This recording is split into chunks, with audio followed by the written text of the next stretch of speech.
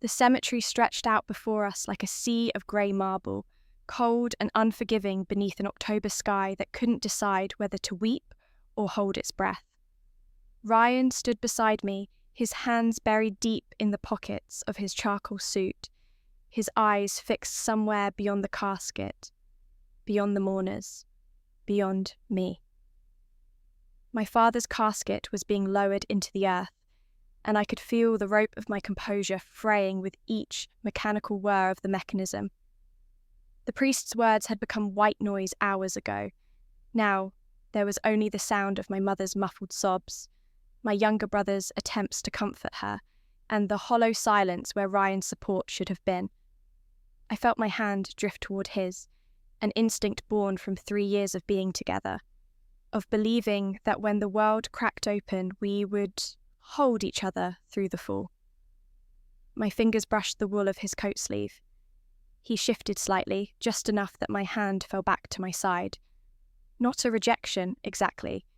Just an absence. Just empty space where warmth should have been. I looked down at the grass beneath my feet, each blade somehow too vivid, too alive for a day like this. My father had been sick for 8 months. 8 months of hospital visits, of watching him shrink into someone I barely recognised, of pretending to be strong when he asked how I was doing. 8 months of Ryan saying he understood, that he was there for me, that we would get through it together. But standing here now with dirt about to cover the man who taught me to ride a bicycle, and to never settle for less than I deserved, Ryan's hands stayed in his pockets. His attention stayed elsewhere. And something in my chest that had been barely holding together finally splintered. The service ended. People came to me with their condolences, their sad smiles, their promises to keep in touch. I accepted them all mechanically, my face arranged in an expression of grateful sorrow. Ryan remained at my side, but not with me. He was a shadow, a shape, a presence that somehow emphasized his absence. In the car afterward, he drove in silence. I watched the city slide past the window, each familiar street now feeling like foreign territory. We had driven these roads 1,000 times, but today everything looked different, felt different. Or maybe I was the one who had changed. "You okay?" he asked finally, his voice flat, automatic. I didn't answer immediately. What would I even say? That I needed him to have held my hand? That I needed him to have been present instead of distant? That on the worst day of my life, he had made me feel more alone than if I had come by myself? "I'm fine," I said, and the lie tasted like ash. He nodded, seeming relieved that I hadn't demanded more from him. His hand reached for the radio, and I watched his fingers move across the dial, so capable, so deliberate. Those same fingers that couldn't find their way to mine when I needed them most. The weeks that followed blurred together into a haze of grief and obligation. I returned to work at the publishing house where I had been climbing steadily toward an editorial position. I smiled at the right times, said thank you when colleagues expressed their sympathy, and continued showing up. Because that's what you did. You showed up and you kept going, even when everything inside you wanted to stop. Ryan was there, technically. He came home every night from his job at the architectural firm. We ate dinner together, or at least we sat at the same table while food grew cold on our plates. We slept in the same bed, careful not to touch, an invisible wall erected somewhere between my grief and his discomfort with it. One evening, 3 weeks after the funeral, I made his favourite pasta dish. I set the table with candles, hoping that maybe, if I created the right atmosphere, we could find our way back to each other. Maybe I could explain how much that day had hurt. Maybe he could explain why he had been so absent. He came home late, loosening his tie as he walked through the door. "I already ate," he said, barely glancing at the table. "Had dinner with clients. Sorry, I texted you." He hadn't texted me. I looked at the carefully prepared meal, the flickering candles, and felt something small and essential inside me begin to calcify. Not anger, not even sadness anymore. Just a cold, hard realization that I was holding on to something that was already gone. "It's okay," I said, blowing out the candles. The months passed. Winter came, harsh and bitter, turning the city into something sharp-edged and unforgiving. I threw myself into work, taking on extra projects, staying late at the office. It was easier than going home to the apartment that we shared, but no longer felt shared. It was easier than confronting the widening distance between us. Ryan seemed content with the arrangement. He had his work, his friends, his Thursday night basketball games. I had my grief and my books and the slow, painful process of learning to be alone while living with someone. My mother called weekly, her voice still fragile but strengthening. She worried about me, I could tell. Mothers always know when their children are just going through the motions. But I assured her I was fine, that Ryan was taking good care of me, that we were planning our future together. More lies that tasted like ash. Spring came, and with it, Ryan's company's annual gala.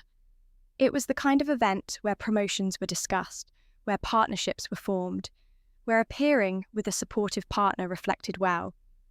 He asked me to go, and I agreed, because that's what partners did. They showed up. I wore a blue dress that my father had always said brought out my eyes. The thought came unbidden and unwelcome. A reminder of all the moments he would miss, all the milestones he wouldn't see. I pushed it down, smiled at my reflection, and told myself I could get through one evening. The gala was held at a historic hotel downtown, all marble columns and crystal chandeliers. Ryan introduced me to his colleagues, his hand briefly touching the small of my back in a gesture that looked affectionate from the outside but felt performative, obligatory. I made conversation, laughed at jokes, played the role of the supportive girlfriend. And through it all, I felt myself floating somewhere above my body, watching this woman in a blue dress pretend that everything was fine. At one point, I excused myself to the restroom. I stood in front of the mirror, staring at a face that looked like mine but felt like a stranger's. Dark circles under my eyes despite the concealer, a smile that didn't reach past my lips, a hollowness in my gaze that makeup couldn't mask. My phone buzzed, my brother checking in. "How are you holding up?" his text read. I typed back, "Good. At Ryan's work thing." Another lie. When I returned to the ballroom, I couldn't find Ryan immediately. I scanned the crowd, feeling suddenly unmoored in this sea of strangers in expensive clothes. Then I saw him, standing by the bar, laughing easily with a group of colleagues. He looked relaxed, happy even. He looked nothing like the distant, uncomfortable man who couldn't hold my hand at my father's funeral. The realization hit me with quiet brutality. He wasn't incapable of being present. He was incapable of being present with me, with my grief, with my needs, with anything that required him to step outside his comfort zone and into my pain. I walked toward him, and when he saw me, his expression shifted subtly. Not quite annoyed, but close, as if my presence was an interruption to something more important. "There you are," he said, his tone suggesting I had been the one to wander off, not him. "Ready to head out soon?" I nodded, because I didn't trust my voice. We left shortly after, the drive home silent except for the hum of the engine and the distant sounds of the city at night. I watched Ryan's profile, illuminated intermittently by passing streetlights, and tried to remember when I had last felt truly connected to him. Before my father's illness, before the funeral, or had it always been like this, and I had just been too hopeful to see it? That night, I lay awake beside his sleeping form and made a decision. Not a dramatic one, not an angry one, just a quiet acknowledgement that I couldn't keep living like this.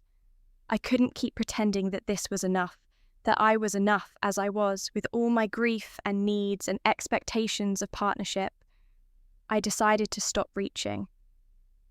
If he wanted to be present, he would have to choose it. If he wanted to hold my hand, he would have to reach for it. I was done carrying the entire weight of our relationship while he coasted on the periphery. The change was subtle but immediate. I stopped texting him during the day. I stopped making his favourite meals. I stopped asking about his projects at work. I stopped trying to create moments of connection that he would inevitably fail to reciprocate. At first, he didn't notice. His routine continued unchanged, his attention still elsewhere. But slowly, over the course of weeks, the absence of my efforts began to register. He would come home to find me reading instead of cooking. He would try to share something about his day and find me politely disengaged. He would reach for casual intimacy and find me unavailable. "You seem distant lately," he said one evening, a note of complaint in his voice. The irony wasn't lost on me. "Do I?" I replied, not looking up from my book. "Yeah, is everything okay?" Everything was not okay. Everything hadn't been okay for nearly a year. But he was only noticing now that my pain had stopped being convenient for him to ignore. "I'm fine," I said, and the lie had become so familiar it almost felt like truth. Summer arrived, oppressive and humid, turning the city into a furnace. My father had been gone almost a year. I visited his grave alone, bringing flowers and one-sided conversation. I told him about the promotion I had earned at work, about the authors I was working with, about the life I was building piece by piece in the wreckage of what I had lost. I didn't tell him about Ryan. There was nothing to tell. We existed in parallel lines now, sharing space but never truly intersecting. The apartment felt like a museum of a relationship, everything carefully preserved but no longer living. One night in late August, I came home to find Ryan sitting on the couch, his expression serious in a way that suggested he had been rehearsing something. "We need to talk," he said. Those 4 words, so common and yet so loaded. I set down my bag and waited, a strange calm settling over me. "I don't think this is working anymore," he continued, his words coming faster now, as if he had to get them out before he lost his nerve. We've grown apart. I feel like we want different things." I looked at him, really looked at him, and felt nothing. No anger, no sadness, no desperate urge to fight for what we had. Just a deep, abiding sense of relief. "Okay," I said simply. He blinked, clearly surprised by my lack of resistance. "Okay?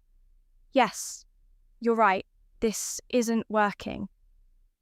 He seemed almost disappointed that I agreed so readily, as if he had wanted me to fight for him, to prove that I still cared enough to argue.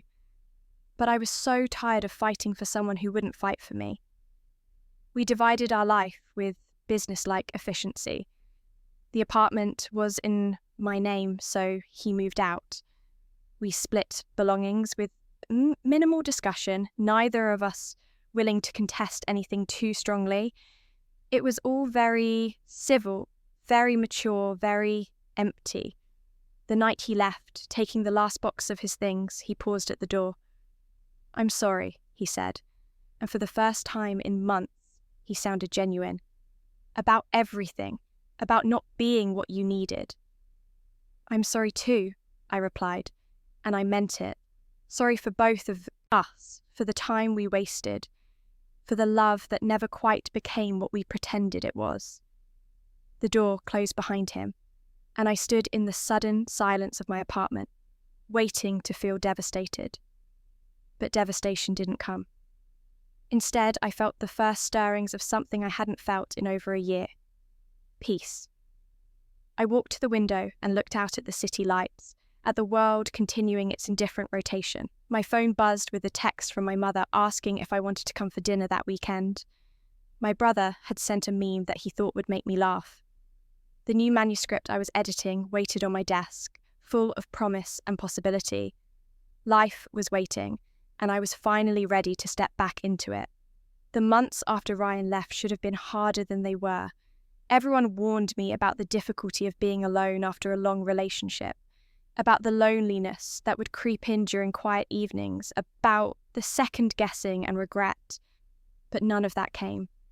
Instead, I felt like I'd been holding my breath for a year and had finally been allowed to exhale. The apartment was mine again, filled with my books and my art and my chosen silence. I could grieve my father without feeling like I was burdening anyone. I could laugh without it feeling like a betrayal of my sadness. I could simply exist without constantly monitoring whether I was being too much or not enough. Work became a source of genuine satisfaction rather than just escape. The editorial position I had been working toward became mine in the fall, almost a year and a half after my father's death. I called my mother from the office, nearly crying with joy, and heard the pride in her voice that made every difficult day worth it. "Your father would be so proud," she said, and I believed her. Winter came again, marking 2 years since I had stood in that cemetery and felt Ryan's absence like a physical wound. But this time, when I visited my father's grave with flowers and snow crunching beneath my boots, I didn't feel that hollow ache. I felt connected to him in a way I hadn't when I was drowning in grief and a failing relationship. "I'm doing okay, Dad," I told the headstone, my breath visible in the cold air. "Really? Okay? Finally?" And then something happened that I didn't expect. A new author came into our publishing house, a novelist whose debut manuscript I was assigned to edit. His name was Julian, and he wrote the kind of literary fiction that felt like poetry disguised as prose. Our first meeting was scheduled for a Thursday afternoon in January, the kind of grey, cold day that made you grateful for warm coffee and good conversation.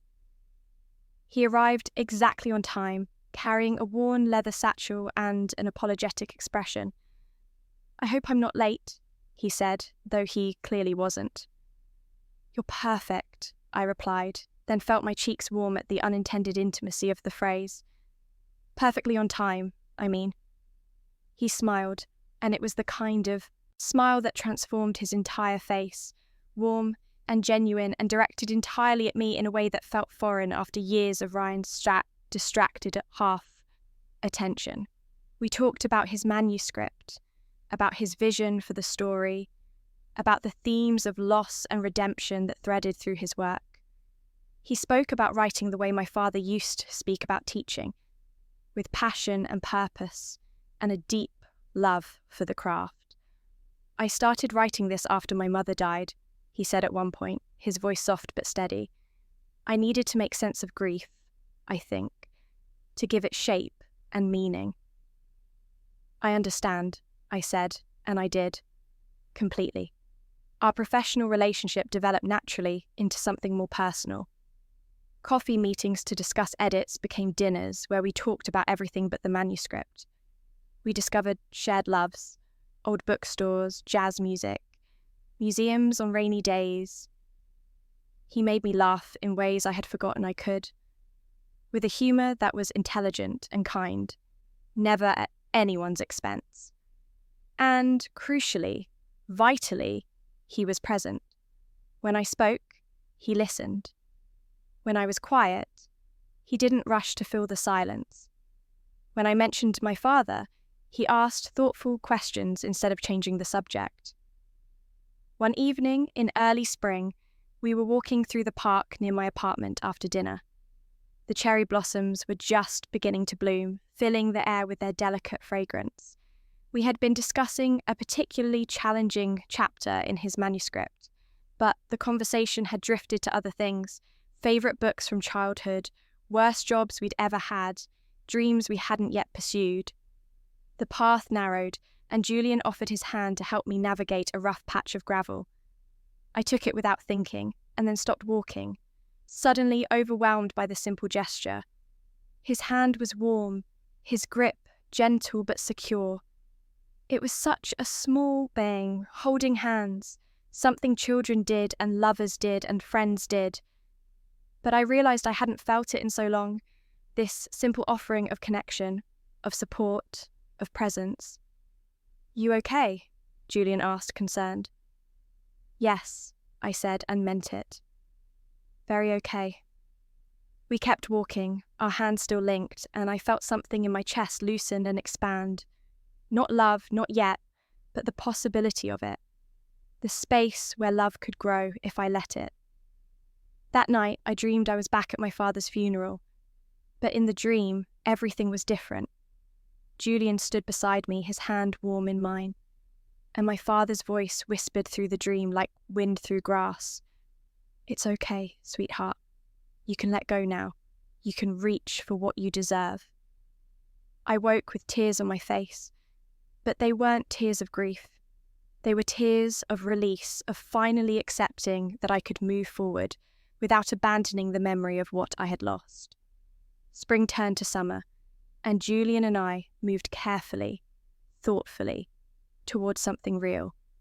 He never pushed, never demanded. It made me feel like my grief or my past was something to be overcome rather than integrated. He made space for all of me, the sad parts and the healing parts, and the parts that were ready to laugh again. His manuscript was published in the fall, 3 years after my father's death and 2 years after Ryan had walked out of my life. The launch party was small and intimate, held at an independent bookstore that my father would have loved. Julian read a passage from the book about a character learning to live with loss without being defined by it, and I saw my own journey reflected in his words. Afterward, as we walked home through streets scattered with autumn leaves, he took my hand. Not to guide me, not out of obligation, but simply because he wanted to. Because being close to me, connected to me, was something he chose. "Thank you," I said quietly. "For what?" "For being here, for being present, for showing me what it's supposed to feel like." He squeezed my hand gently. "Thank you for letting me be here, for trusting me with who you are." And I realized that was the difference. Ryan had wanted a version of me that was easy, uncomplicated, free of needs or grief or expectations. Julian wanted me as I actually was, messy and healing and stronger than I knew. We passed the cemetery where my father was buried, and I glanced at the gate without the usual pang of loss.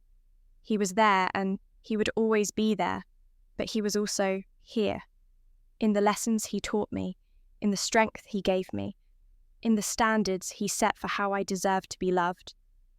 "Want to stop in?" Julian asked, noticing where I was looking. "No," I said, "but thank you for asking." That winter, 4 years after Ryan forgot to hold my hand at my father's funeral, Julian and I attended a holiday party at my publishing house. It was the kind of event I used to dread: forced cheerfulness, obligatory small talk, the performance of happiness. But standing in the festively decorated conference room, Julian's arm around my waist, genuinely enjoying conversations with colleagues who had become friends, I realized I wasn't performing anymore. I was actually happy, genuinely, deeply, complicatedly happy in the way that real life allows. Near the end of the evening, I saw a familiar figure across the room and felt my breath catch. Ryan. Someone must have invited him. His architectural firm had recently partnered with one of our authors on an illustrated book about urban design. He saw me at the same time, and his expression flickered with something I couldn't quite read. Surprise? Regret? Longing? He started making his way toward me, weaving through the crowd. Julian felt me tense and looked down at me questioningly. "That's Ryan," I said quietly. "My ex. Want to leave?" "No," I said, surprised by my own certainty. "I'm fine." Ryan reached us, looking older somehow, though it had only been 2 years. There were lines around his eyes that hadn't been there before, a tiredness in his expression. "Clara," he said, his voice warm in a way it never had been when we were together. "You look amazing. Really great." "Thank you," I said politely. "This is Julian. Julian, this is Ryan." They shook hands, Julian relaxed and friendly, Ryan assessing in a way that suggested he understood immediately what Julian meant to me. "So you two are—" Ryan trailed off. Together, yes, Julian said, and there was no possessiveness in his tone, just simple honesty. Ryan nodded, his jaw tight. That's great, really. I'm happy for you, Clara. There was an awkward pause, and I realised he was waiting for me to say something more, to engage in some kind of extended conversation about our lives since we parted. But I had nothing to say to him. No anger left to express, no forgiveness to grant that would absolve him of his absence when I needed him most. He was simply someone I used to know, a chapter I had closed. It was good to see you, Ryan, I said with finality. Take care of yourself. He blinked, clearly surprised by my dismissal. Yeah, you too. He walked away, glancing back once with an expression that might have been regret, but I didn't watch to see.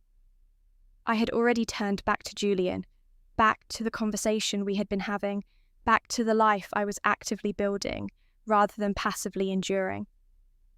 Later that night, as we walked home through streets glittering with Christmas lights, Julian asked, "How do you feel? Seeing him again?" I considered the question honestly. How did I feel?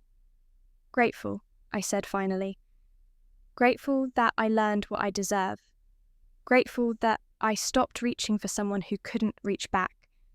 Grateful that he left because it made space for you. Julian pulled me closer and I let myself lean into him, into this offering of warmth and support and uncomplicated presence. I would have held your hand, he said quietly. At the funeral. If I had known you then, I would have held your hand through all of it. Tears pricked my eyes, but they were good tears. I know, I said. That's why I love you. The words surprised us both. We had been dancing around them for months, both knowing but not quite saying. But there, under the winter stars, with my father's memory a blessing rather than a wound, and Ryan's absence a gift rather than a loss, the truth came easily. I love you too, Julian said. All of you, the grief and the strength and everything in between. We stood there holding each other in the cold, and I felt something I hadn't felt in years. Whole. Not despite what I had lost, but because of what I had learnt from the losing. Not in spite of the pain, but because I had walked through it and emerged on the other side more fully myself. The following spring, 5 years after my father's death, Julian and I were married in a small ceremony in the same park where we had first held hands. My mother cried happy tears. My brother gave a speech about second chances and never settling for less than you deserve. Friends gathered to celebrate love that was patient and present and real. As we exchanged vows, I felt my father's presence like sunshine, warm and approving. He had taught me to never settle, and I hadn't. He had taught me that I deserved to be chosen, and I had finally chosen someone who chose me back every single day. There was no dramatic moment of revenge, no scene where Ryan realised what he had lost and begged for another chance. Life rarely offers such neat narrative satisfaction, but months later, I heard through mutual friends that he was alone, struggling, caught in a pattern of shallow relationships that never quite worked. He had moved from woman to woman, always finding some reason why it wasn't right, never realising that the problem was his inability to be truly present with another person. I felt pity for him, but no satisfaction in his unhappiness. His suffering wasn't my victory, my happiness was. Because the real revenge, the truest justice, wasn't in his regret or loneliness. It was in my refusal to let his failure to love me properly define my capacity to be loved. It was in building a life so full and rich and genuine that his absence became irrelevant. It was in learning that the right person doesn't need to be taught to hold your hand. They simply do it, naturally, because your comfort and connection matter to them. Sometimes, late at night when I couldn't sleep, I would think back to that day at the cemetery. I would remember the feeling of my hand falling back to my side, the hollow ache of being alone in a crowd, the moment I realised I was more alone with Ryan than I would have been by myself. And then, I would feel Julian's arm around me in sleep, his breathing steady and sure, his presence constant, even in unconsciousness. I would think about the 1,000 small ways he showed up for me every day, remembering my coffee order, asking about my day and actually listening to the answer, holding my hand just because, being present even when being present was uncomfortable or inconvenient. That was love. Not the dramatic gestures or grand declarations, but the quiet, consistent choosing of each other, day after day, through grief and joy and ordinary Wednesday afternoons. On the 5th anniversary of my father's death, I visited his grave with Julian and my family. We brought flowers, his favourites, bright yellow sunflowers that seemed to hold their own light. My mother told stories about him that made us laugh. My brother shared memories I had forgotten.